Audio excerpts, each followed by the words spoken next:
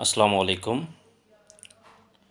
আজ অনেক ভরাক্রান্ত মন নিয়ে আমি আসছি আপনাদের মাঝে কিছু কথা বলার জন্য।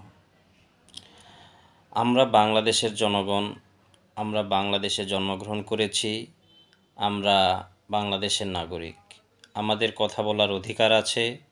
যতদিন বাংলাদেশের সংবিধানে গণতন্ত্র নামক শব্দটি থাকবে ততদিন আমরা কথা বলবো। আমাদের কথা বলা কেউ আটকাতে পারবে না এবং কেউ আটকানোর চেষ্টাও করবেন না দয়া করে। আমি নিস্তব্ধ, সত্যি আমি নির্বাক। আমি নিজেকে আর থামিয়ে রাখতে পারছি না। আমাকে কথা বলতেই হবে, আপনাদেরও কথা বলতে হবে।